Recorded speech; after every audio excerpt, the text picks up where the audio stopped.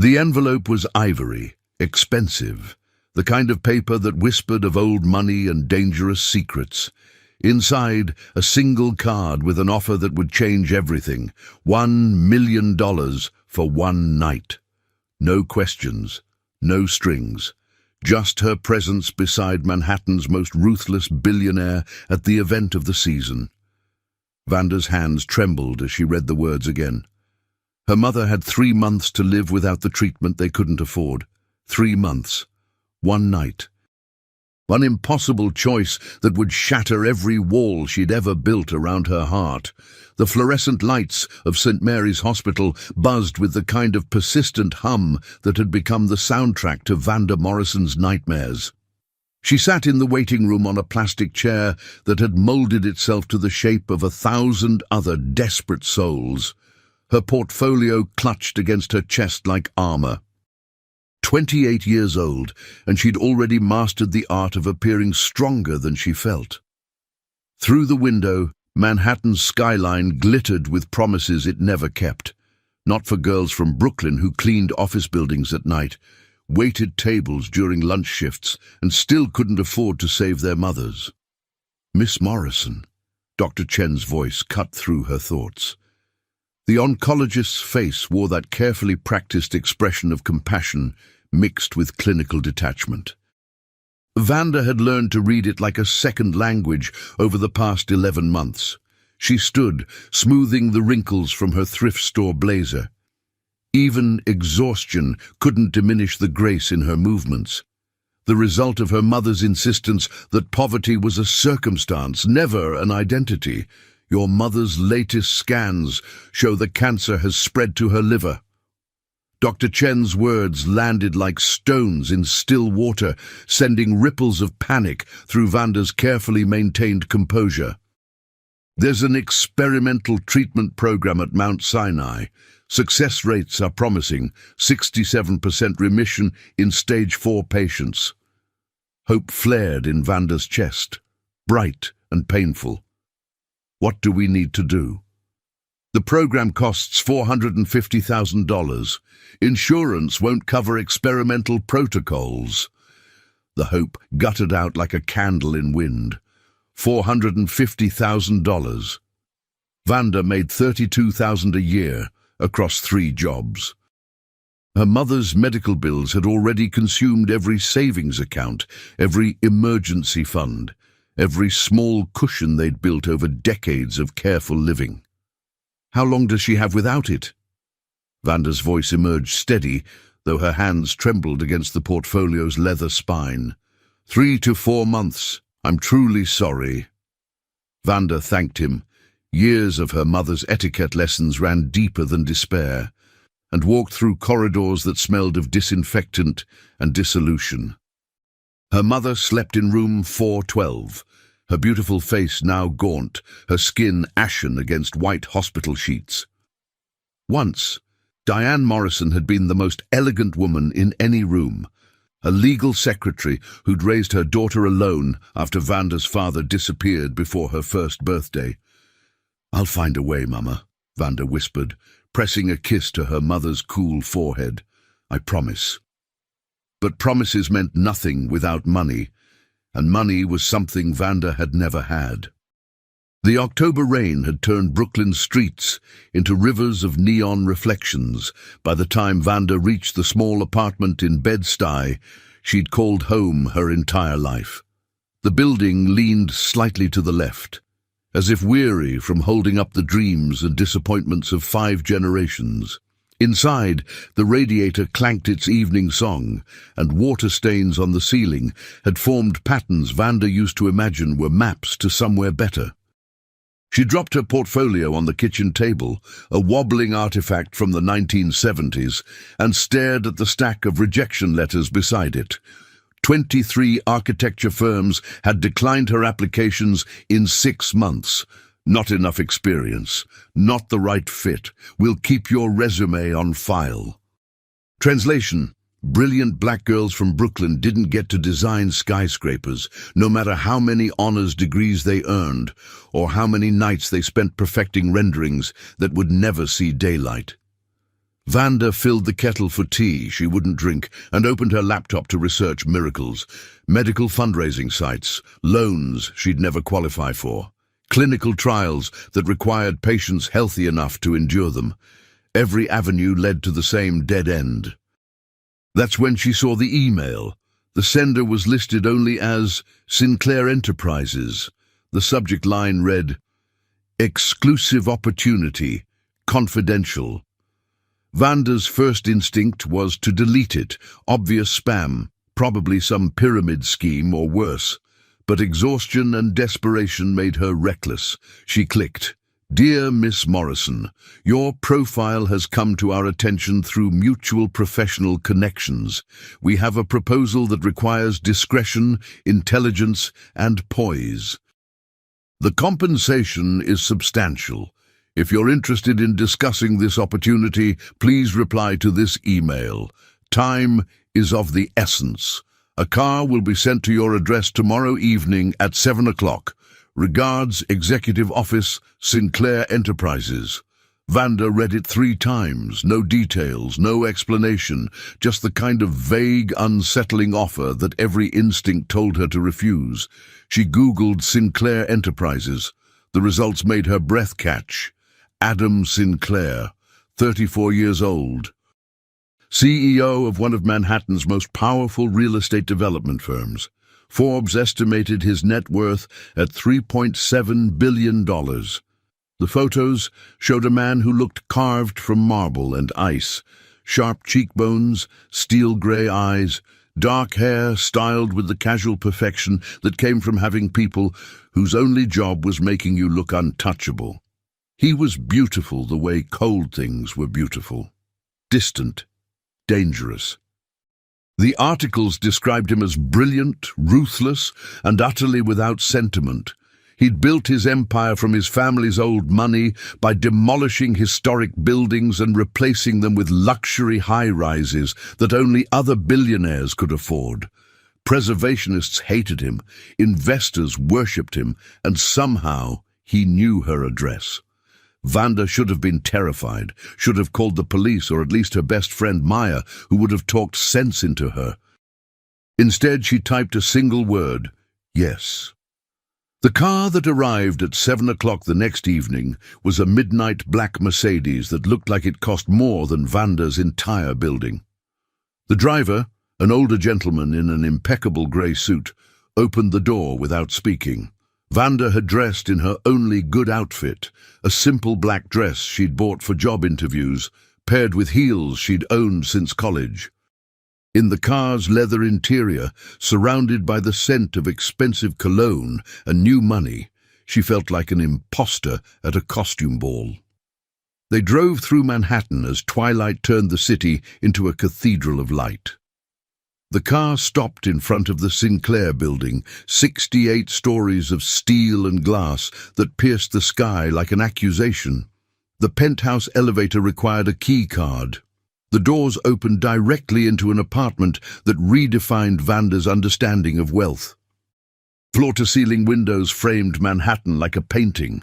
The furniture was all clean lines and muted colors, grays, blacks, silvers that caught and reflected light. Everything was beautiful and nothing was warm. Adam Sinclair stood by the windows, his back to her, silhouetted against the city he owned. Miss Morrison. He turned, and Vanda understood why women in the society pages looked at him like he was salvation and damnation wrapped in Tom Ford. He moved toward her with the confidence of someone who'd never been denied anything. Up close, she could see the cruel perfection of his face, the sharp jaw, the full mouth that looked like it rarely smiled, eyes the color of storm clouds over steel. "Thank you for coming." His voice was smooth, controlled, empty of warmth. "Please sit." Vanda remained standing. "I'd prefer to know why I'm here first." Something flickered in his eyes, surprise maybe, or respect. "Direct. I appreciate that." He gestured to the leather sofa anyway, and this time Vanda sat, though she perched on the edge like a bird ready for flight.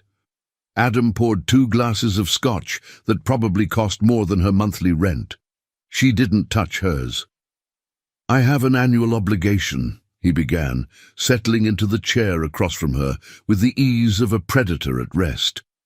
"The Manhattan Preservation Foundation Gala, black tie, 500 of the city's most influential people, and I need a companion." "You need a date." Vanda's voice was flat. "I need someone intelligent enough to navigate conversations with museum curators and real estate moguls. Someone who won't be intimidated by old money or new power. Someone beautiful enough to be photographed beside me without raising questions, but interesting enough that spending an evening in their company won't be torture. There are agencies for this sort of thing, escort services." Adam's mouth curved. Not quite a smile, more like acknowledgement of a point scored. "This isn't that kind of arrangement, Miss Morrison. I'm not buying companionship of that nature. I'm buying your time, your presence, and your ability to play a role convincingly for one evening. Why me?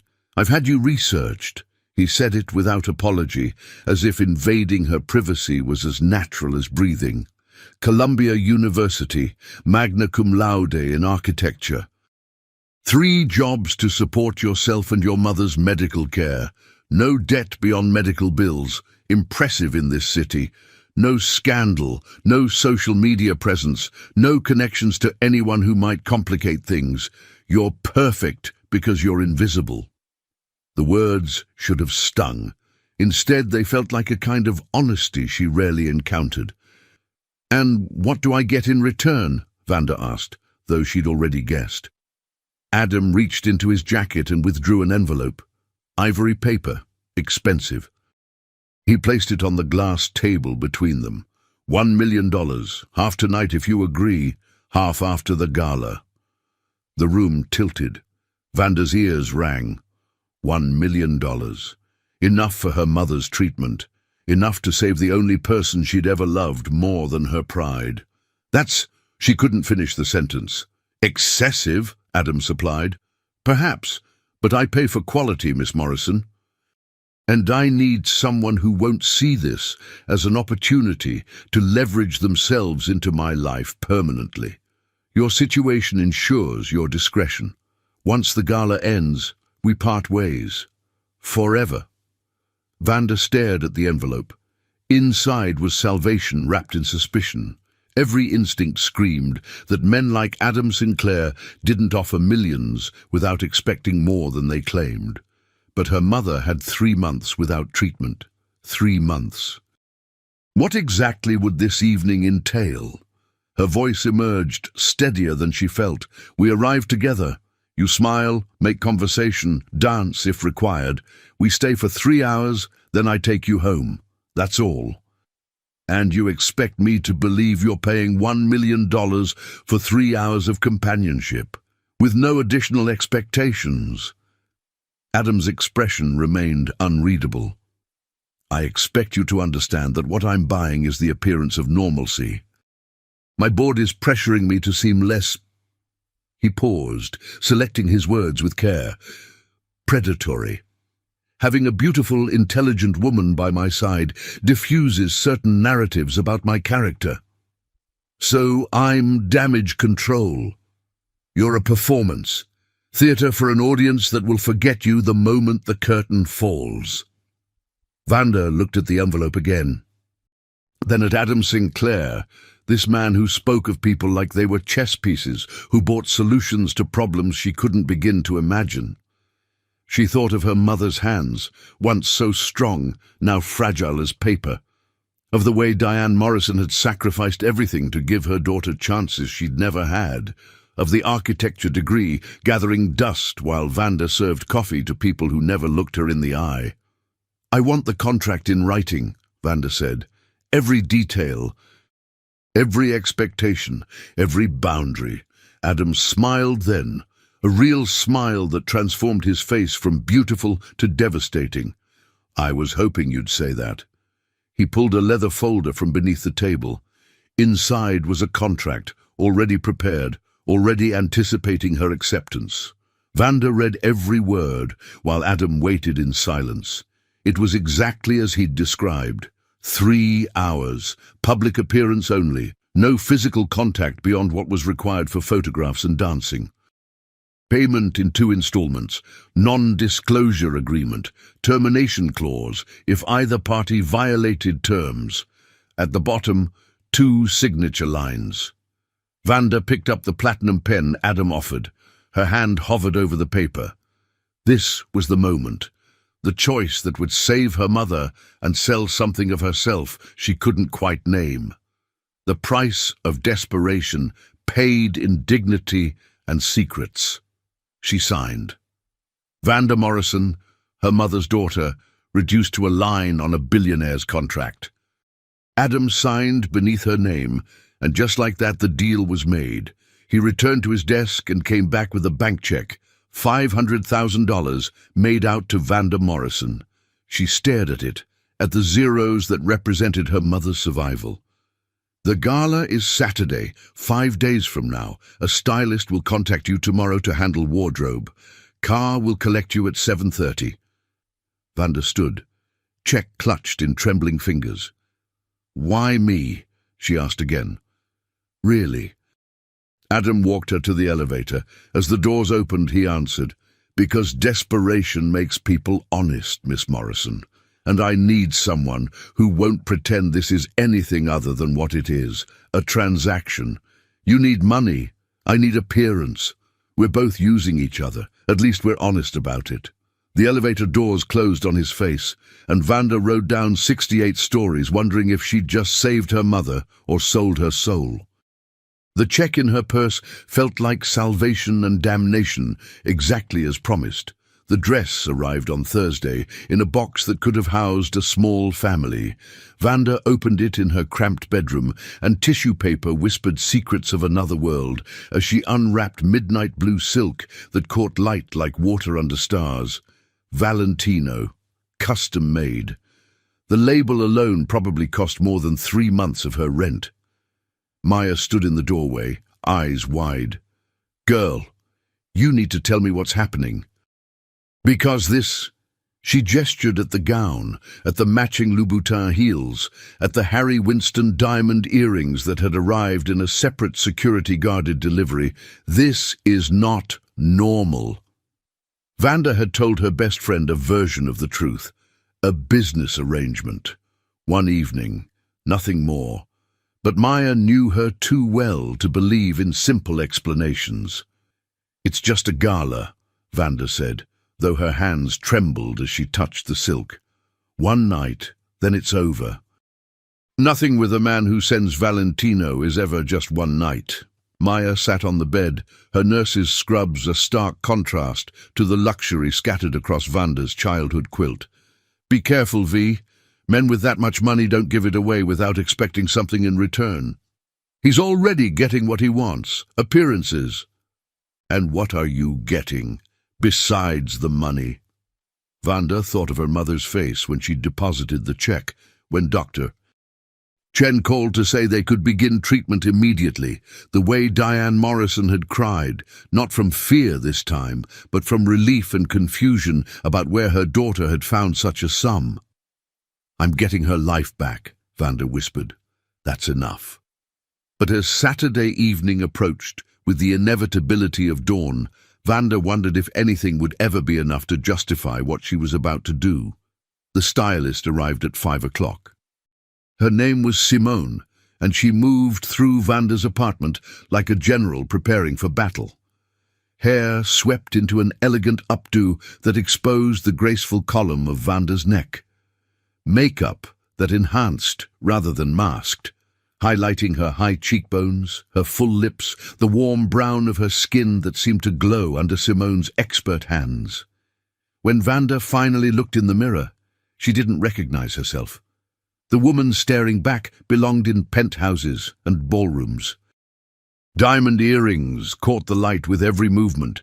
The midnight blue gown hugged her curves before flowing to the floor like liquid shadow.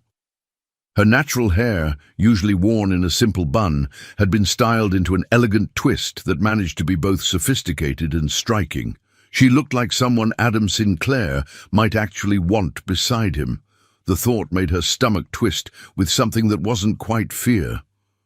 The Mercedes arrived at 7:30 exactly. This time, Vanda noticed details she'd missed in her nervous haze 5 days ago. The way the interior smelled of leather and subtle cologne, how the seats were heated against October's chill, the bottle of water waiting in the cup holder with her name engraved on the label. Adam Sinclair didn't do anything by half measures. They drove through Manhattan as the city transformed into its evening self. Saturday night, and the streets pulsed with people chasing pleasure, love, meaning, escape. Vanda watched them through tinted windows, feeling like an astronaut looking back at Earth, close enough to see, too far to touch. The Plaza Hotel rose before them like a palace from another century. Lights blazed from every window. A red carpet stretched from the entrance, flanked by photographers and security. Vanda's pulse kicked into overdrive. "Miss Morrison," the driver's voice, calm and kind. "Mr. Sinclair asked me to tell you, you look stunning, and you don't have to be afraid. Just be yourself." The words steadied her more than they should have. She stepped from the car into autumn air that smelled of expensive perfume and ambition. And there was Adam. He stood at the top of the plaza's stairs in a tuxedo that had been tailored by someone who understood that clothes were architecture for the body. Black on black, perfectly cut, transforming him from merely handsome to absolutely devastating. But what caught Vanda's breath wasn't the tuxedo. It was the way he looked at her as she climbed toward him, like she was the only real thing in a world of beautiful illusions. "Miss Morrison." He offered his arm, and she took it, feeling the solid warmth of him beneath expensive fabric. "You're extraordinary." "I'm playing a role," she reminded herself. "Then you're a remarkable actress." His voice dropped lower, meant only for her. "Shall we?" The photographers erupted in flashes as they entered. Adam's hand moved to the small of her back, a gesture that was both proprietary and protective. Vanda smiled, played her part, and tried not to notice how her body responded to his touch. Inside, the plaza's grand ballroom had been transformed into a garden of light and shadow. Crystal chandeliers cast prismatic rainbows across walls draped in ivory silk. Round tables surrounded a parquet dance floor that gleamed like dark honey.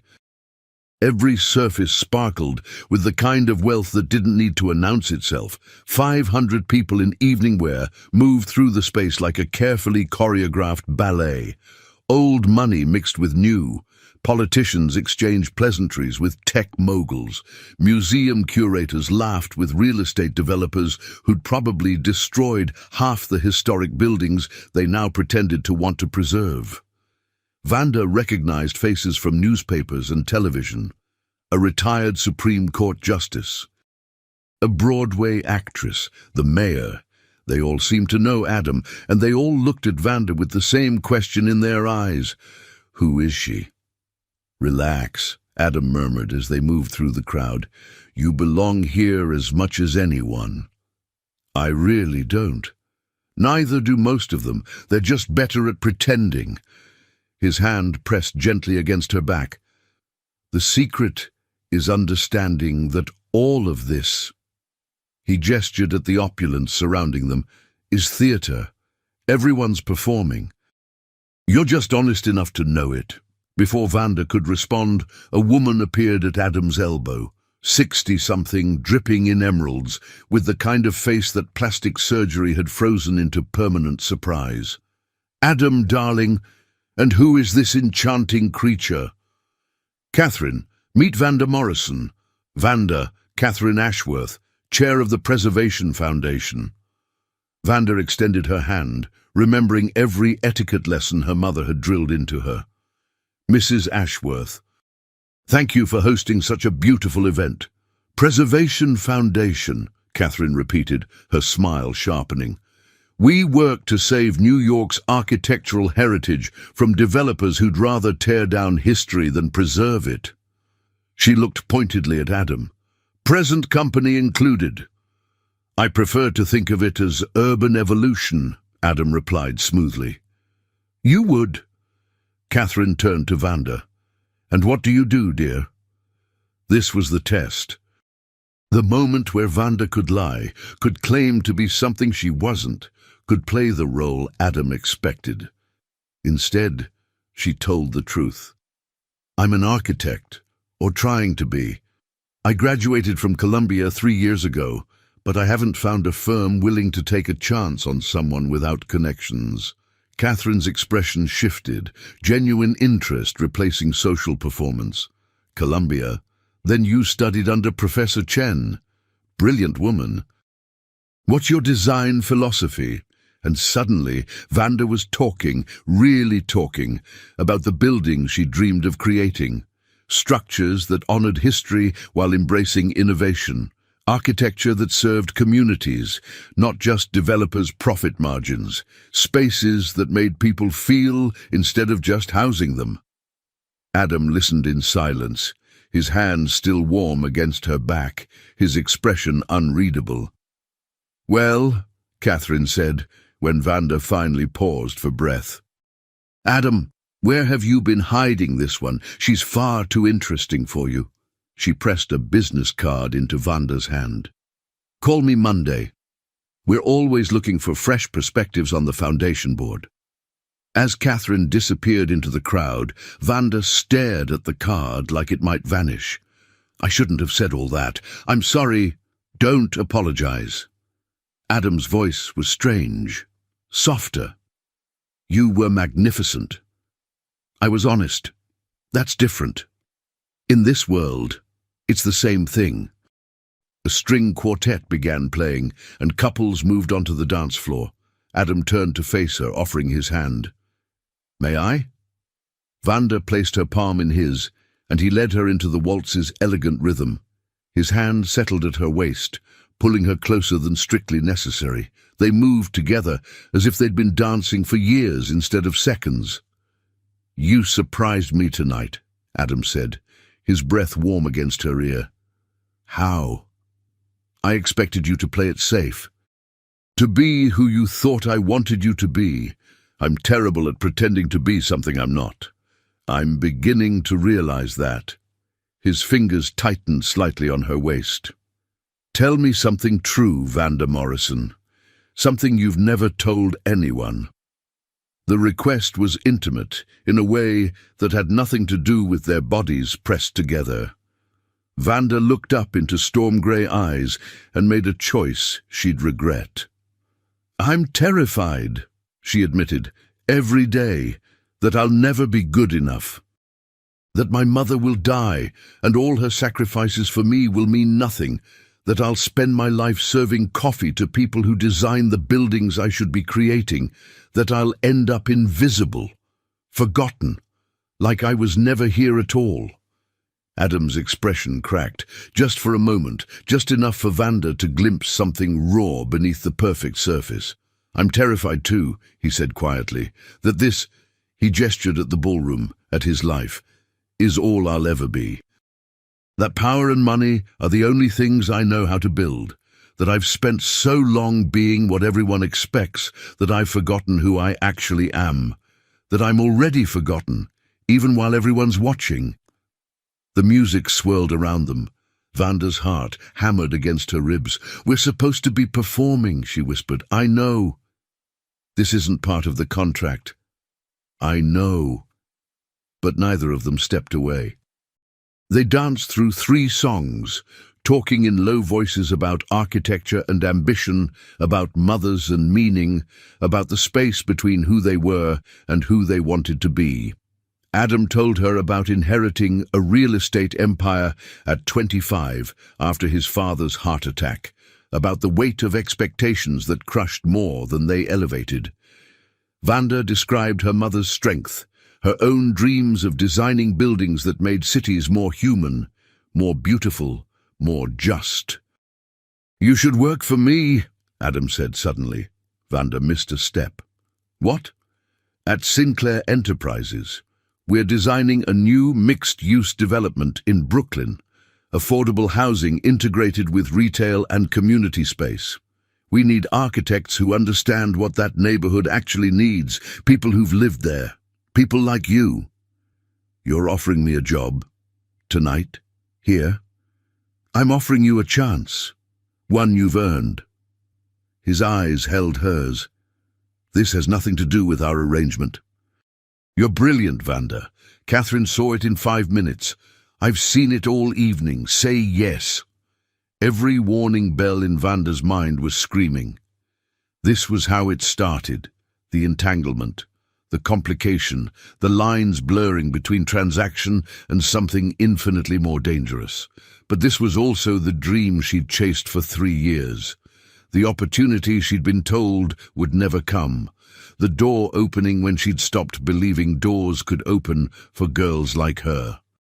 I'll think about it, she managed. Fair enough.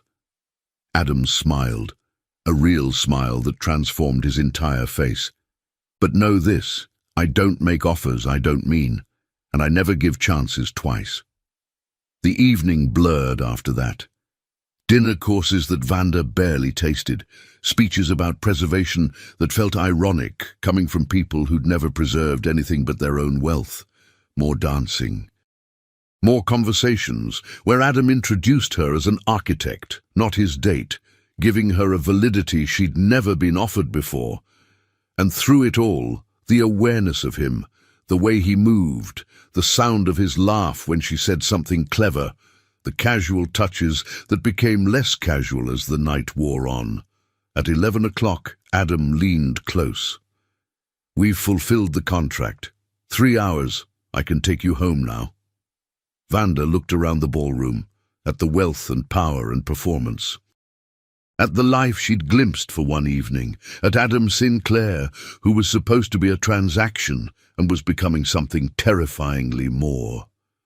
What if I don't want to go yet? The words escaped before wisdom could stop them. Adam's eyes darkened. Then we stay. They stayed until midnight, when the gala finally ended and the beautiful people scattered to their penthouses and estates. Adam's car was waiting, and this time when Vanda slid into the leather seats, Adam followed. The drive to Brooklyn felt both too long and not long enough. They sat in silence, the city streaming past the windows, the space between them charged with everything they weren't saying. When they reached her building, Adam walked her to the door. Under the harsh fluorescent lights of the hallway, surrounded by the smell of old cooking and older dreams, they faced each other. Thank you, Vanda said, for tonight, for all of it. The job offer stands, Adam replied. Think about it, please. I will. They stood there, neither moving, both knowing this was the moment, the end of the contract. The beginning of something else, or the end of everything. Adam reached out, his fingers barely brushing her cheek. You're going to change the world, Vanda Morrison, with or without me. Then he turned and walked away, and Vanda watched him go with the sinking certainty that one night would never be enough. She'd sold 3 hours of her time for $1 million. But somewhere between the plaza's crystal chandeliers and Adam Sinclair's impossible honesty, she'd given away something she hadn't meant to sell, her heart. Sunday morning arrived with the cruel clarity of hangover without the mercy of alcohol. Vanda woke in her childhood bed, the midnight blue Valentino draped over her desk chair like evidence of a dream she couldn't quite trust. Her phone showed 3 missed calls from Maya and 17 text messages, each more demanding than the last. But there was nothing from Adam Sinclair, which was exactly as it should be. The contract was fulfilled, the transaction complete. He'd paid for 3 hours of her life, and she'd delivered. Done. Finished. So why did her apartment feel emptier than it had before? Vanda spent Sunday at the hospital watching her mother sleep between treatment sessions. The experimental protocol was aggressive, chemotherapy combined with immunotherapy that left Diane Morrison exhausted, but somehow more present than she'd been in months. The doctors were cautiously optimistic. The cancer markers were already dropping. "Where did the money come from, baby?" her mother asked during one lucid moment, her thin fingers wrapped around Vanda's hand. "You didn't do anything dangerous, did you?" "No, Mama, nothing dangerous." The lie tasted like ash. Just an opportunity, a lucky break. Diane's eyes, still sharp despite the morphine, studied her daughter's face. "You're different since Friday. Something changed." "Everything changed," Vanda wanted to say. "I sold 3 hours and bought your life and lost something of myself I didn't know I had to lose." Instead, she smiled. "I'm just tired, Mama. That's all." But it wasn't tiredness that kept her awake that night, replaying every moment of the gala. Adam's hand at her back, his voice in her ear, the way he'd looked at her when she talked about architecture, like she was saying something revolutionary instead of just speaking truth. "You're going to change the world, Vanda Morrison." No one had ever looked at her like that before. Like she was possible. Like she was inevitable. It was more dangerous than desire. Monday morning, Vanda returned to her regular life. 6 a.m. Shift at the coffee shop in Tribeca, serving lattes to bankers who never looked up from their phones. Noon to 3, waiting tables at an Italian restaurant in Soho where tourists complained about portion sizes. Evening shift cleaning offices in the financial district, vacuuming the carpets of people who made in 1 hour what she made in 6 months. 3 jobs, 3 different versions of invisible. She was mopping the floor of a law firm at 9 p.m. when her phone buzzed. Unknown number. "I can't stop thinking about Saturday." Adam Vanda stared at the message for 5 full minutes, mop dripping forgotten onto pristine marble. He shouldn't be texting. The contract was complete. This violated every boundary they'd established. She should delete it. Block the number. Return to her life before midnight blue silk and storm grey eyes. Her fingers typed before wisdom could intervene. "You're not supposed to contact me." 3 dots appeared immediately. Then, "I know. I'm violating our agreement. Sue me. I can afford it." Despite everything, Vanda smiled. "Why are you texting me, Mr. Sinclair?" "Because Saturday felt like the beginning of something, not the end. And I think you felt it too." Her heart hammered against her ribs. It was a performance. Theatre, remember, was it? When you told me about your fears, when I told you mine, was that performance? Vanda leaned against the mop, legs suddenly unsteady. "What do you want, Adam?" "Dinner. Tuesday night." No contract, no transaction, just 2 people who can't seem to stop thinking about each other. Every instinct screamed danger. This was how it happened, how powerful men collected women like trophies, how girls from Brooklyn got their hearts broken by billionaires who treated people like interesting diversions. I don't think that's a good idea. I think it's a terrible idea. Say yes anyway. "Adam, please, Vanda, just dinner. If it's awful, you never have to see me again. But if it's not, don't we owe it to ourselves to find out what this is?" She should say no, should protect herself, should remember that men like Adam Sinclair didn't fall for women like her. They consumed them and moved on. But she'd spent 28 years being careful, being safe, being invisible, and for 3 hours on Saturday night she'd felt seen. "One dinner, but I'm paying for myself. You're extraordinary and infuriating.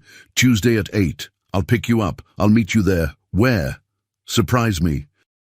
Choose somewhere that matters to you." Vanda thought for exactly 3 seconds before typing an address in Crown Heights. A tiny Ethiopian restaurant her mother used to take her to before the cancer, before everything got hard.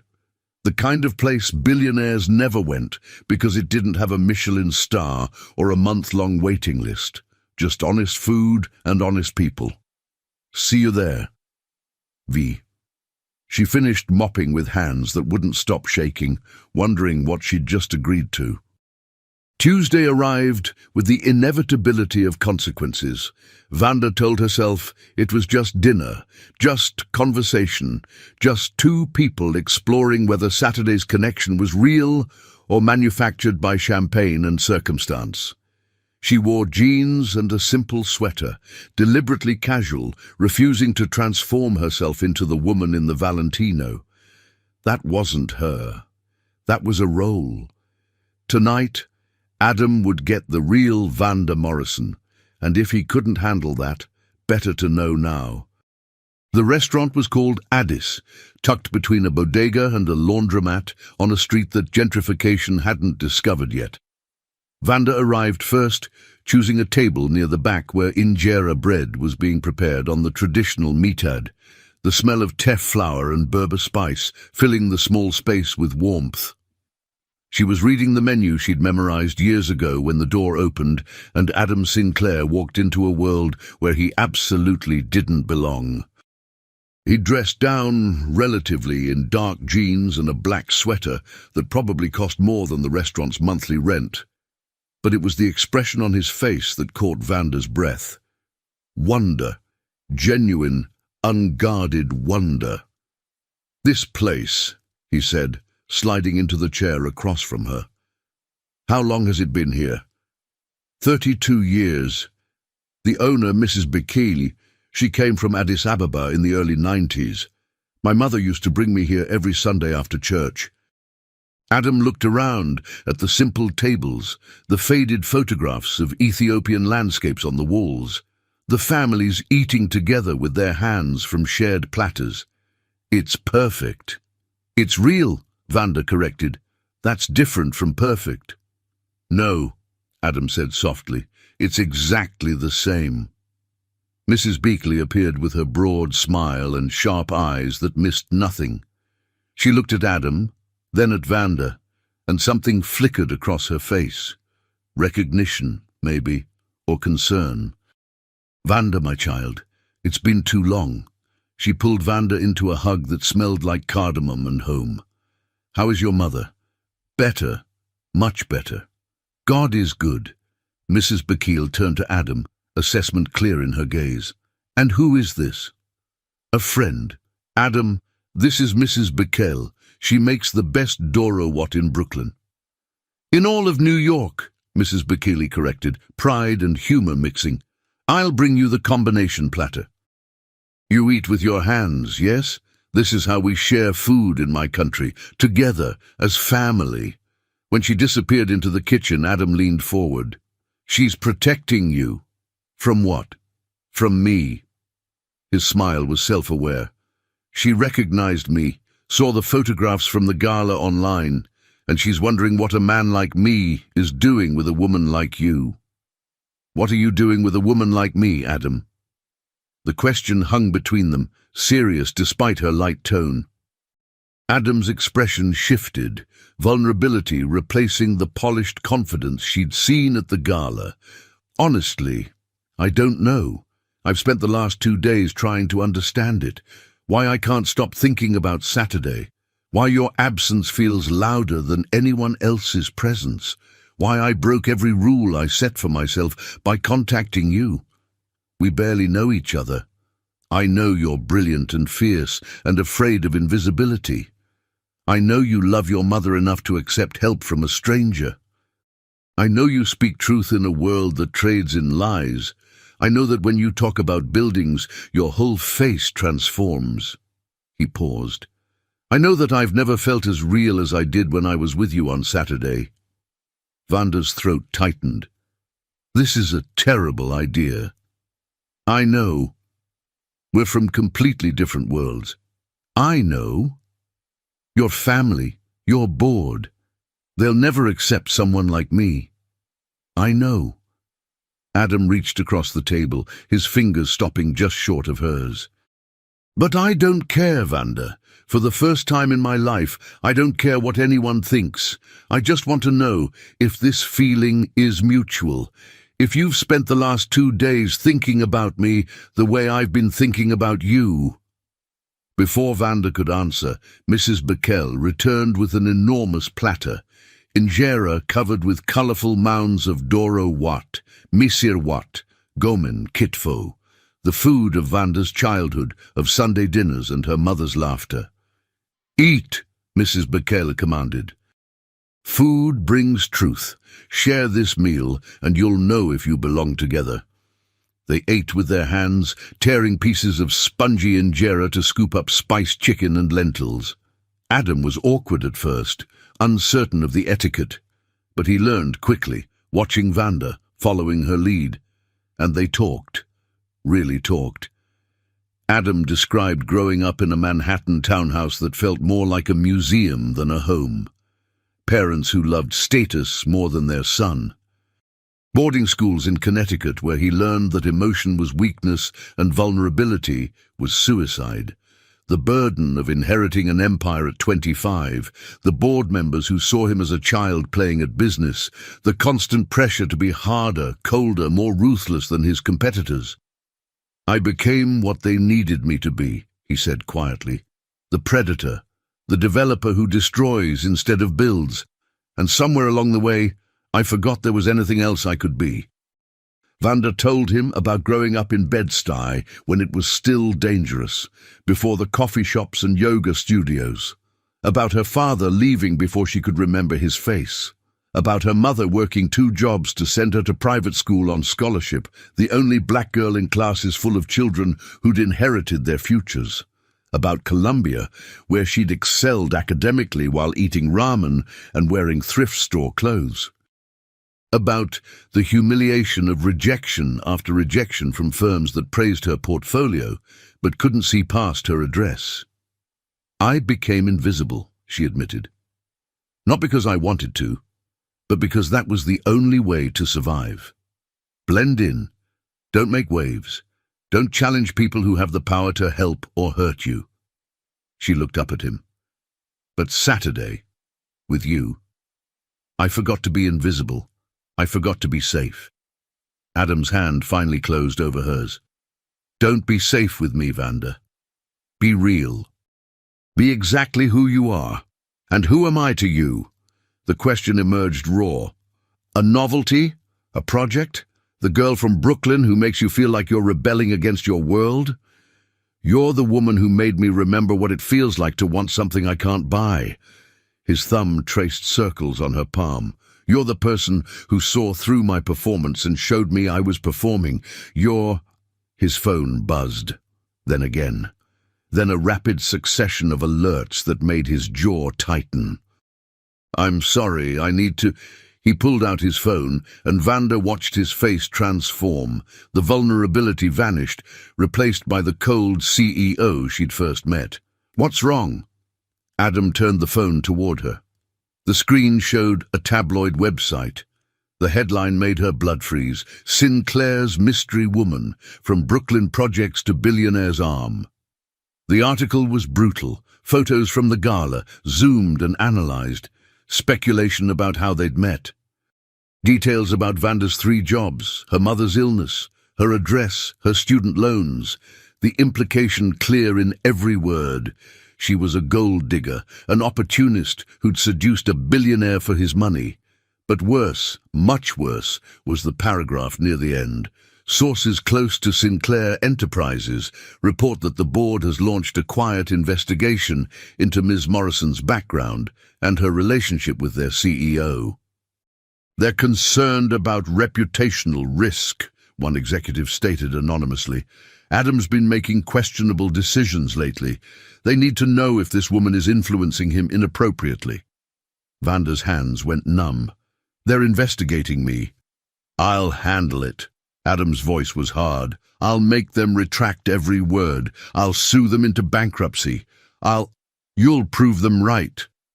Vanda pulled her hand from his. "Don't you see? The moment you defend me, you confirm that I matter. That I have influence, that I'm exactly what they're afraid of. I don't care what they think, but I do." She stood, suddenly suffocating in the small restaurant. "I care that my mother will see this, that Mrs. Bekele is reading it right now, thinking she was right to be concerned, that everyone in my neighborhood will know I sold myself to a billionaire for money, that my name is being destroyed because I was stupid enough to believe 3 hours at a gala wouldn't have consequences. Vanda, this was a mistake. She grabbed her jacket, all of it. The gala tonight, thinking we could be anything other than what we are. You're Adam Sinclair. I'm the girl from Brooklyn who should have known better. She was at the door when Adam caught her arm. The entire restaurant was watching now, but Vanda didn't care. She was already ruined. Listen to me. Adam's voice was low, intense. I don't care about the board. I don't care about tabloids or investigations or what anyone thinks. I care about you, about this, about whatever's happening between us. And when caring isn't enough, when your board forces you to choose between me and your company, when my presence costs you everything you've built, what then, Adam? He didn't answer because they both knew the truth. Men like Adam Sinclair didn't choose women like Vanda Morrison. Not when it mattered. Not when it cost something real. Vanda pulled free and walked out into the October night, leaving Adam standing in the doorway of a restaurant that didn't belong to his world. Her phone buzzed as she walked toward the subway. Text from Adam. This isn't over. But it was. It had to be. Because Vanda had learned the lesson every poor girl eventually learned. You could visit the world of the wealthy, could even touch it for a moment, but you could never truly belong. And trying only broke you. She blocked his number on the subway ride home, tears streaming down her face while strangers pretended not to notice. The woman in the Valentino had been beautiful, untouchable, safe. The woman crying on the F train was just Vanda Morrison. Invisible again, exactly as she'd always been. Except now she knew what it felt like to be seen, and that knowledge was the cruelest gift of all. The week after the restaurant dissolved into a blur of exhaustion and humiliation. Vanda threw herself into her 3 jobs with the kind of desperate focus that left no room for thinking, for feeling, for remembering storm-grey eyes and impossible promises. The tabloids moved on to other scandals, a reality star's divorce, a politician's affair, but the damage lingered. Customers at the coffee shop recognized her, whispered behind their phones. Her manager at the restaurant pulled her aside with uncomfortable questions about discretion and the establishment's reputation. Even the cleaning company suggested she might want to take some time off until things settled down. Translation, disappear until people forgot she'd dared to reach above her station. Maya showed up Thursday night with Thai food and righteous fury. You need to sue them. Defamation, invasion of privacy. Every lawyer in the city would take this case. With what money? Vanda picked at pad thai she couldn't taste. Even if I won, it would take years. And every day of the trial, they'd dig deeper into my life, my mother's illness, our finances, every desperate choice I've ever made. So he wins. Adam Sinclair gets to ruin your reputation and walk away. He didn't ruin anything. I did that myself the moment I signed his contract. Vanda set down her chopsticks. I sold 3 hours of my life for money, Maya. Everything that happened after, that's on me. You saved your mother's life. I know. The words came out broken. So why does it feel like I lost mine? Her phone buzzed. She'd gotten a new number after blocking Adam, but somehow he'd found it. The message was simple. Please, just talk to me. She deleted it without responding, then deleted the 12 messages that came after. Friday morning brought a certified letter from Sinclair Enterprises. Inside, a formal job offer, senior architect position, Brooklyn development project, salary that made her current combined income look like pocket change. Start date, immediately. Vanda held the letter with shaking hands, reading the careful corporate language that couldn't quite hide Adam's voice beneath. This has nothing to do with our arrangement. That's what he'd said at the gala. You've earned this. But had she? Or was this just another form of payment, guilt money dressed up as opportunity? Her mother's voice drifted from the bedroom, stronger now, calling her name. Wanda folded the letter and shoved it in a drawer with all the other impossible choices she couldn't accept. Taking that job would prove every vicious word the tabloids had printed, would confirm she'd seduced her way into Adam's world, would make her exactly what they'd accused her of being. But refusing meant staying invisible. Meant 3 jobs and exhaustion and watching her dreams gather dust while less talented architects with better connections designed the buildings she should be creating. There was no good choice, only different flavors of loss. The weekend brought unexpected salvation in the form of Catherine Ashworth. The Preservation Foundation chair called Saturday morning, her voice brisk and unapologetic. "Vanda Morrison, stop hiding and meet me for lunch. The Carlisle, 1 o'clock, don't be late." Before Vanda could refuse, the line went dead. She almost didn't go, almost stayed in her apartment, nursing her wounds and pretending the world outside didn't exist. But Catherine Ashworth wasn't asking. She was commanding. And something in Vanda's battered pride refused to cower. The Carlisle's restaurant was exactly what she expected, old money and older traditions, where the waitstaff moved like ghosts and every surface gleamed with inherited wealth. Vanda arrived in her interview blazer and the armor of careful composure, ready for judgment. Catherine sat at a corner table, reading glasses perched on her nose, scanning what looked like architectural plans. She glanced up as Vanda approached, assessment sharp as surgical steel. "Sit, order whatever you want. I'm buying, and I'm rich enough that nothing on this menu will bankrupt me." Despite everything, Vanda almost smiled.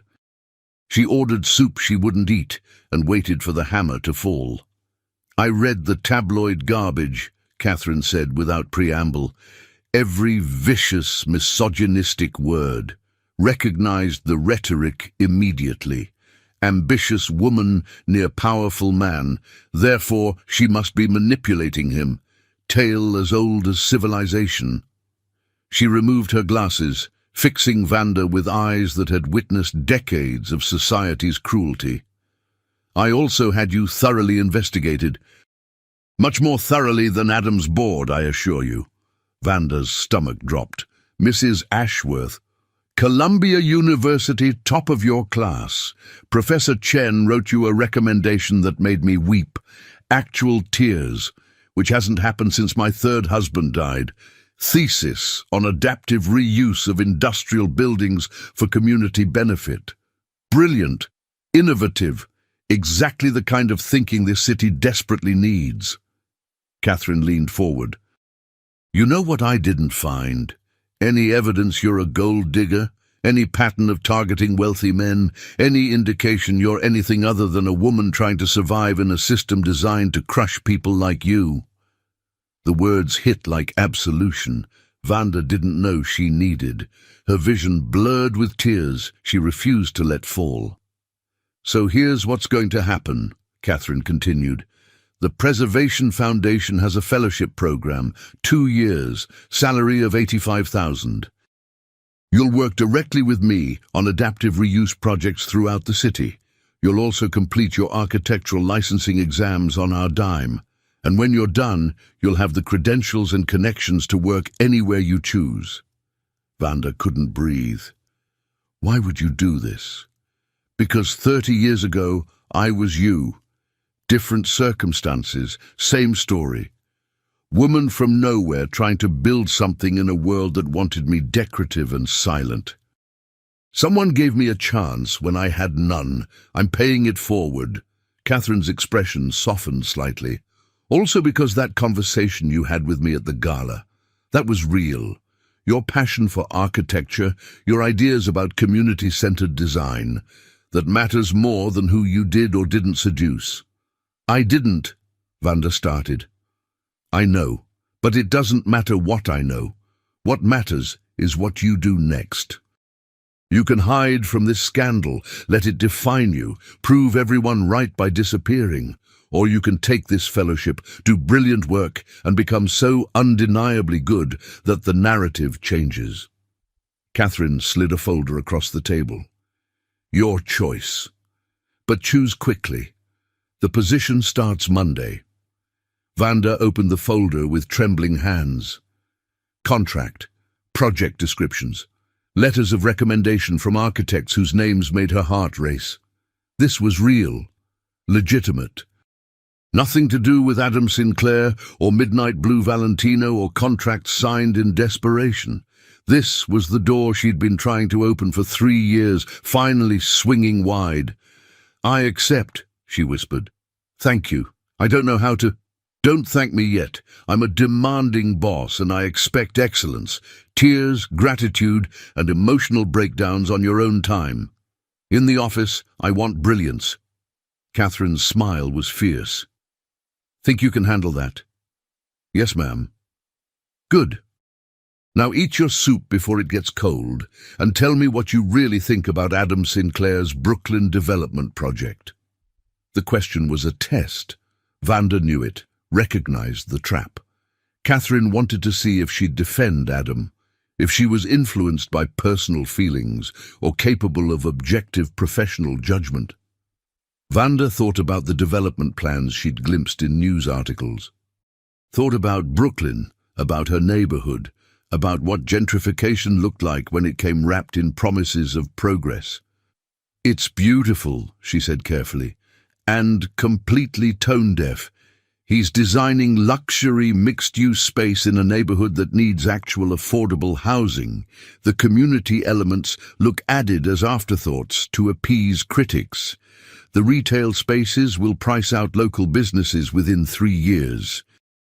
It's architecture as colonization, beautiful invasion that destroys what it claims to improve. Catherine's smile widened. You just described Adam Sinclair's entire career in one paragraph. That development has been a disaster from conception. The community board is fighting it. Preservationists hate it. Even his own team knows it's wrong, but no one will tell him because he's the boss. She paused, deliberate. Unless someone he respects could convince him otherwise. I'm not... Vanda stopped. You want me to talk to him? I want you to do your job. Part of this fellowship involves community outreach. If that outreach happens to include consulting with developers who are destroying neighborhoods, well, that's just professional responsibility. It was manipulation, elegant and obvious. Catherine was giving Vanda permission, cover, to contact Adam for legitimate professional reasons. To have the conversation they'd started in an Ethiopian restaurant before tabloids and investigations tore them apart. He won't listen to me, Vanda said quietly. Won't he? From what I observed at the gala, Adam Sinclair looked at you like you were the only person in the room saying anything true. Catherine finished her wine. Men like him are surrounded by yes people and sycophants. Someone who challenges him honestly? That's rarer than you think, and possibly more valuable. Vanda stared at the contract in front of her, at this second chance she didn't deserve, but desperately needed. Catherine was right. She could hide, or she could build, and Vanda Morrison had never been good at hiding. I'll talk to him, she agreed, professionally, as part of my fellowship duties, nothing personal. Of course not, Catherine said, not bothering to hide her satisfaction. Nothing personal at all. They finished lunch discussing projects and expectations. When Vanda finally left the Carlisle, stepping into autumn afternoon light, she felt something she hadn't felt in days. Hope, fragile and uncertain, but real. Her phone buzzed. Another message from Adam. I know you're reading these. I know you're hurting. I know this is my fault, but please, Vanda, don't disappear. Not yet. For the first time since the restaurant, she responded, Meet me. Monday, 3 p.m. Your office. Professional consultation regarding Brooklyn development. Nothing personal. His reply came instantly. Anything. I'll take anything. She pocketed her phone and started walking toward the subway, toward her apartment, toward Monday, and whatever came after. The woman in the Valentino had been a fantasy. The woman crying on the F train had been broken. But the woman walking through Manhattan in her thrift store blazer, contract folder pressed against her chest like armor? She was becoming someone new, someone who wouldn't be invisible. Someone who wouldn't disappear just because the world wanted her gone. Someone who might, just possibly, deserve to be seen. Monday arrived with the crystalline clarity of autumn in New York, the kind of morning where the city felt scrubbed clean, full of impossible possibility. Vanda stood outside the Sinclair building at 2:45 p.m., staring up at 68 stories of steel and glass that represented everything she'd ever wanted and feared. Her new fellowship credentials hung around her neck. Professional armor. Catherine had been explicit. You're there as a representative of the Preservation Foundation, an expert consultant, not a spurned lover crawling back. Remember that. Vanda remembered. The lobby was all marble and modern art, wealth announcing itself in clean lines and empty space. She gave her name to security. They were expecting her, and rode the elevator to the executive floor, with her heart hammering against her ribs. This wasn't the penthouse. This was Adam's actual office, where he conducted business and built empires. She'd never been here, had only glimpsed this world through tabloid speculation and website photos. His assistant, a sharp woman in her 50s with kind eyes, led Vanda through corridors of glass-walled offices where beautiful young architects hunched over computer screens, designing dreams for people who could afford them. He's been impossible all morning, the assistant murmured, snapping at everyone. Cancelled 3 meetings. Between you and me, whatever you said to make him this miserable, good. He needed someone to shake him up. Before Vanda could respond, they reached the corner office. The assistant knocked once, opened the door, and left Vanda standing at the threshold of Adam Sinclair's empire. The office was enormous. Floor-to-ceiling windows overlooking Manhattan, a desk that could have doubled as a landing pad, architectural models scattered across every surface. But what caught Vanda's breath wasn't the view or the obvious wealth, it was the walls. Every available space was covered with renderings, blueprints, photographs of buildings Adam had designed. Not the luxury high-rises he was known for, these were different.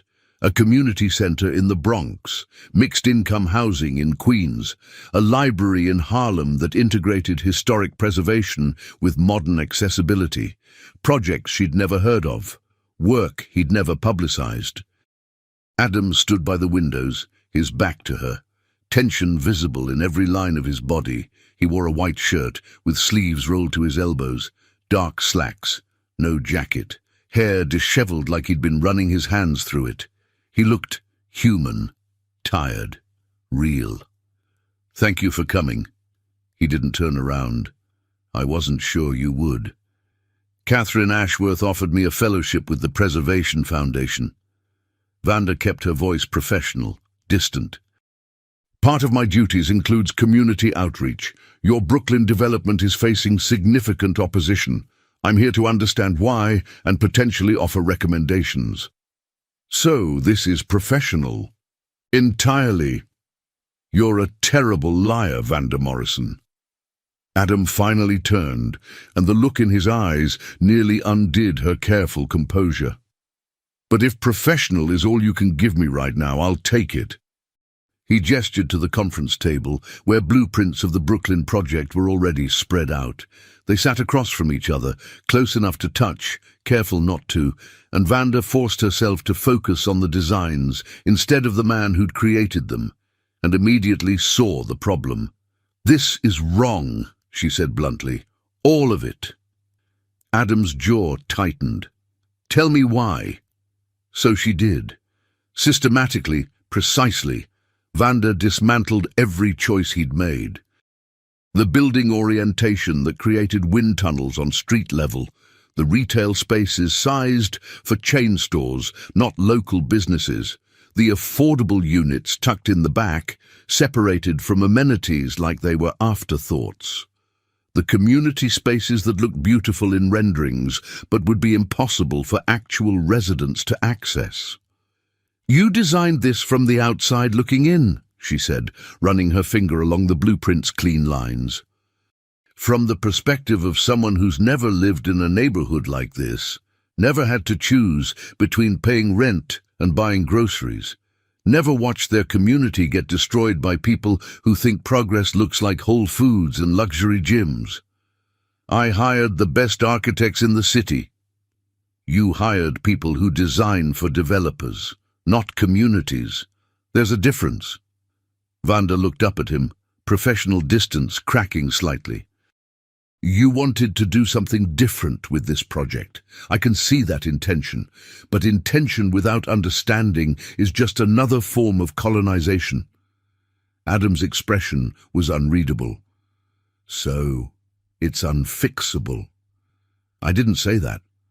Vanda pulled out her own notebook, sketches she'd made over the weekend, unable to stop herself from redesigning his failure. "It needs to be rebuilt from foundation up. Not around what makes financial sense to your investors, but around what serves the people who actually live there." She spread her drawings beside his blueprints. The same footprint, the same basic structure, but transformed. Retail spaces sized for local businesses with subsidized rent, affordable units integrated throughout, not segregated, community spaces on ground level, accessible to everyone. Rooftop gardens maintained by residents, childcare facilities, meeting rooms for neighborhood organizations. "The profit margin will be lower," Vanda admitted, "but the community impact will be exponential, and the long-term value, both social and financial, will dwarf what you'd make building another luxury fortress." Adam studied her drawings in silence. Then he stood, walking to the windows, staring out at the city he'd helped reshape. "Do you know why I wanted you at that gala?" His voice was quiet, almost vulnerable. "Not the official reason." "The real one." Vanda waited, professional mask slipping. "Because I'm tired." He pressed his palm against the glass. "Tired of building monuments to wealth. Tired of being the villain in every preservation fight. Tired of designing spaces that make the city less human, less accessible, less alive. I wanted to be different with Brooklyn, wanted to create something that actually mattered, but I didn't know how." He turned to face her. "And then you walked into that gala, and you talked about architecture like it was sacred, like buildings could heal instead of harm, like design was responsibility, not just aesthetics. And I thought, she knows what I've been trying to articulate for years. So you offered me a job. I offered you a chance to teach me how to be better than I've been." His eyes held hers. "Not because of what happened between us, because of who you are, what you understand that I don't." Vanda's hands trembled against her notebook. "Your board investigated me. The tabloids destroyed my reputation. Your world made it clear I don't belong." "My world is wrong." Adam moved closer, though he didn't cross into her space. "The board answers to me, not the other way around. The tabloids printed lies because truth doesn't sell papers. And as for belonging..." His voice dropped. "You belong anywhere you choose to be, Vanda, including here, especially here." "As what? Your redemption project, the girl from Brooklyn who makes you feel like you're doing good." "As my partner."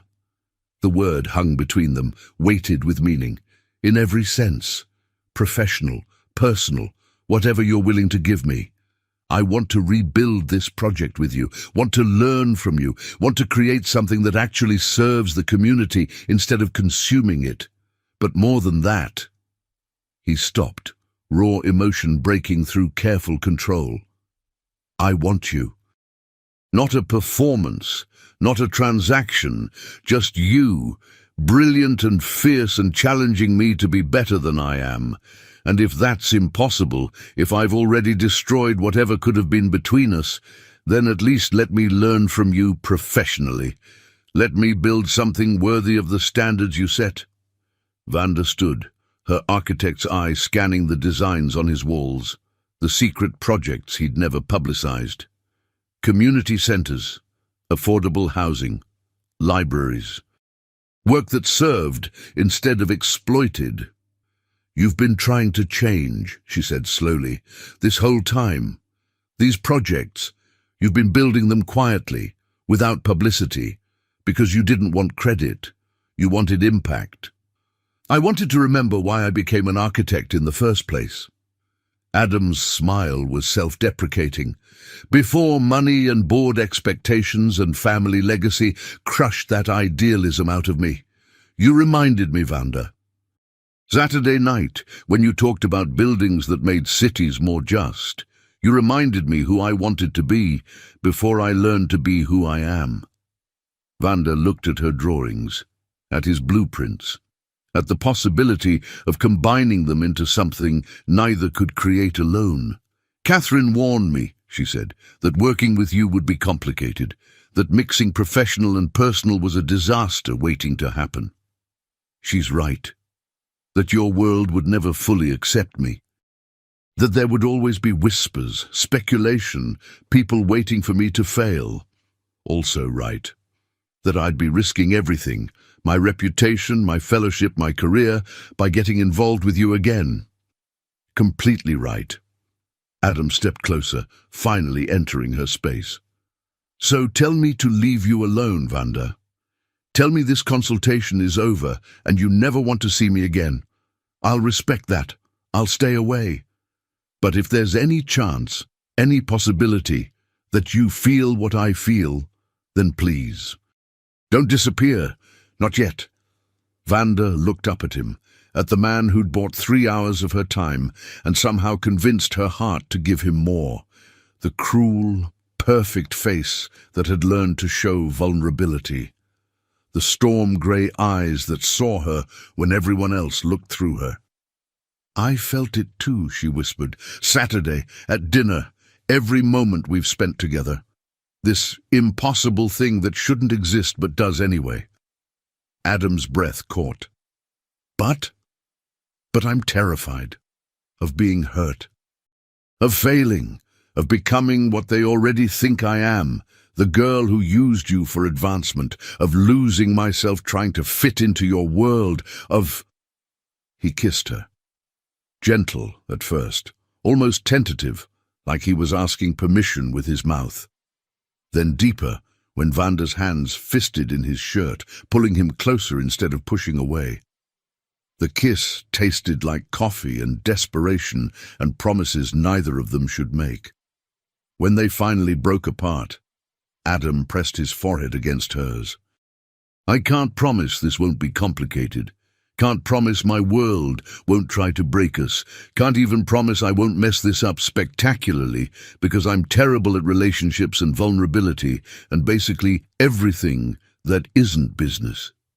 His hands cupped her face, thumbs tracing her cheekbones. "But I promise I'll try.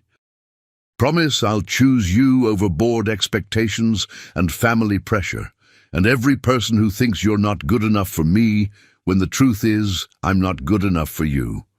Promise that every day I'll try to deserve you." Vanda's eyes burned. "That's a lot of promises for a man who bought 3 hours of my time. Those 3 hours changed my life. Seems fair to spend the rest of it keeping promises." "The rest of it?" She pulled back slightly, trying to read his expression. "Adam, we barely know each other." "Then let's fix that." His smile was genuine now, transforming his entire face. "Start over, properly this time. No contracts, no transactions. Just two people who challenge each other to be better, who design buildings that matter, who maybe, possibly fall in love while they're at it." "You're insane." "Probably." "Is that a yes?" Vanda looked around his office, at the secret projects on the walls, at her redesigns on the table, at the possibility of building something together that neither could create alone. thought of her mother, recovering because Vanda had been brave enough to accept help, of Catherine, who'd given her a second chance, of Maya, who'd told her to stop hiding and live. "It's a conditional yes," she said firmly. "We rebuild Brooklyn together. Equal partners. My name goes on the project alongside yours, and we do this right, designing for the community, not around it. No shortcuts, no compromises that serve profit over people." "Agreed. We keep it professional in the office. No one can accuse me of sleeping my way into this position. Difficult, but agreed. And if this doesn't work, if being together becomes more complicated than being apart, we end things like adults. No drama, no destruction, just clean break and professional respect." Adam's expression grew serious. "I can promise the first parts, but if you think I could ever walk away from you cleanly, you don't understand what you've already done to me, Vanda Morrison." He pulled her close again. "You've ruined me for easy, for simple, for anything that isn't real." She kissed him this time, pouring everything she couldn't say into the contact. Fear and hope, and the terrifying recognition that this could destroy her or transform her, and she was choosing transformation anyway. When they finally broke apart, Adam pressed a key card into her palm. "Your office, 2 doors down. I've had it set up all week, hoping you'd accept. Drafting tables, software, whatever you need. Welcome to Sinclair Enterprises, partner." The word settled in Vanda's chest like foundation. Solid, real, beginning. "Show me Brooklyn," she said. "The actual neighborhood. Not blueprints or demographic studies. I want you to walk those streets with me, meet the people who live there, understand what we're actually building for." "When?" "Now. Right now. Before you change your mind, or I remember all the reasons this is impossible." Adam grabbed his jacket, his hand finding hers naturally, like they'd been doing this for years instead of moments. They walked through his office, past assistants and architects who stared with undisguised curiosity, into the elevator that would carry them from his world to hers. "Fair warning," Vanda said as they descended. "My neighborhood is going to hate you. You represent everything that's destroying Brooklyn. Good thing I'm bringing someone they'll trust to translate. They might hate me too, for working with you. Then we'll earn their trust together." Adam's thumb traced circles on her palm. "One building at a time, one conversation at a time, one choice that serves the community instead of consuming it." The elevator doors opened onto street level, onto Manhattan afternoon light, and the cacophony of a city that never stopped building, breaking, becoming. They stepped out together, billionaire and girl from Brooklyn, architect and dreamer, 2 people who'd met through transaction and found something that couldn't be bought. 3 hours, Vanda said as they walked. "That's what you paid for. Best investment I've ever made. Even though it's gotten complicated, even though this could destroy your reputation with the board, cost you investors, make your life infinitely harder." Adam stopped walking, pulled her close in the middle of a Manhattan sidewalk while the city flowed around them. "Especially because of that. Because for the first time in my life, I'm building something that matters more than money. And she's brilliant and terrifying and absolutely worth every complication." They kissed again, gentle and certain, while taxis honked and pedestrians flowed around them, and somewhere in Brooklyn, a neighborhood waited to be designed with love instead of conquered by capital. The woman in the Valentino had been a fantasy. The woman crying on the F train had been broken. But the woman walking through Manhattan with a billionaire's hand in hers, carrying blueprints for a better world, she was Vanda Morrison, architect, partner, visible at last. And this impossible love built on honest foundations, was just the beginning. 6 months later, the Brooklyn Community Center opened on a Saturday morning in April, when the city smelled like rain and possibility. Vanda stood beside Adam as Mrs. Rodriguez from the neighborhood council cut the ribbon, while residents who'd fought the project's original incarnation now cheered its transformation. The building rose 6 stories, modest by Manhattan standards, revolutionary by community measure. Ground floor, subsidized retail spaces where local businesses could finally afford storefronts. Second floor, community meeting rooms and childcare facilities. Upper floors, affordable housing integrated with market-rate units, creating economic diversity instead of segregation. Rooftop gardens, solar panels, architecture as service instead of conquest. Catherine Ashworth stood nearby, looking insufferably satisfied. "Told you mixing professional and personal could work." "You told me it would be disastrous," Vanda corrected. "I was testing your resolve. Clearly it's iron." She smiled. "The foundation wants you to lead 3 more projects. Philadelphia, Boston, Atlanta, all adaptive reuse, all community-centered, interested." Vanda looked at Adam, who nodded encouragement. "We're interested, but we're a package deal now."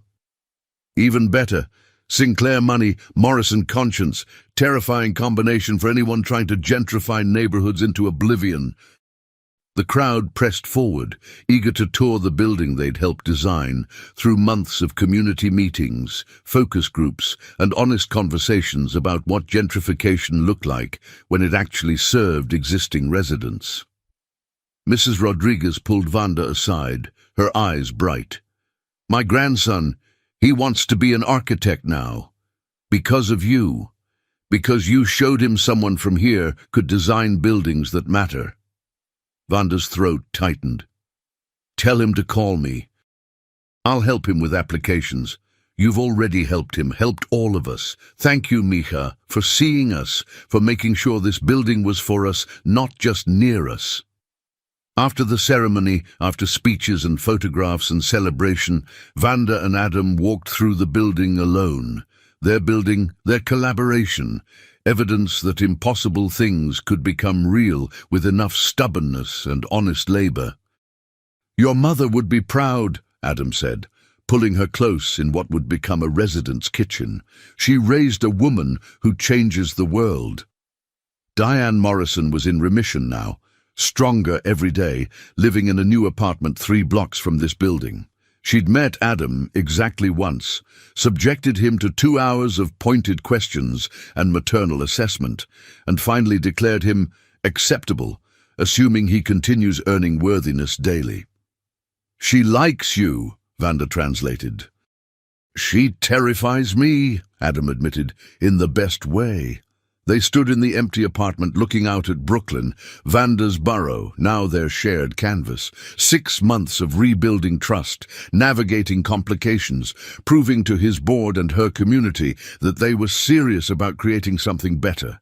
6 months of falling in love while designing buildings that made cities more human. "I have something for you," Adam said, pulling a small box from his pocket. Vanda's heart stopped. "Adam, it's not what you think." He opened it, revealing a key. "Your own office, not at Sinclair Enterprises, a studio space in Brooklyn, so you can build independently without anyone saying you're riding my coattails. Your name, your firm, your architecture." Vanda stared at the key through blurring eyes. "You're trying to get rid of me?" "I'm trying to give you what you've always deserved. Independence. Recognition. The ability to design without anyone diminishing your brilliance by associating it with me." His hands cupped her face. "I love you, Vanda Morrison, which means I want you to become everything you're capable of becoming, even if that means building something separate from me." "You're an idiot." "Frequently, is that a no?" "It's a yes to the studio and a no to building anything separate from you." Vanda kissed him, tasting salt and certainty. "We're better together, challenging each other. Building things neither of us could create alone. That's the whole point, Adam. That's what these 6 months have proven." "So we're stuck with each other?" Completely stuck, hopelessly tangled, professionally and personally, and every way that matters. Adam smiled, that devastating smile that transformed his entire face. Good, because I have a Philadelphia project that needs your brilliance, and a Boston site that's crying out for community-centered design, and a lifetime of architecture ahead of us if you're willing. A lifetime? Vanda raised an eyebrow. That's a long time to put up with each other's stubbornness. Better get started then. They kissed in the empty apartment that would soon house a family, in the building they'd designed together, in the neighborhood that was learning to trust that gentrification could look different when architects remembered they were supposed to serve people, not profit. The sun set over Brooklyn, painting the borough in gold and shadow. Somewhere other developers were designing other buildings that would displace other communities. But here, in this moment, two architects were proving something different was possible. That love could be built on honest foundations, that power could serve instead of consume, that a girl from Brooklyn and a billionaire from Manhattan could create something beautiful and just and real. 3 hours had become 6 months. 6 months would become a lifetime, and every moment was earned, not bought, not traded, but built together with stubborn hope and honest labor. The woman in the Valentino had been a fantasy, but Vanda Morrison, architect, partner, creator of more just cities, she was real, and she was just getting started.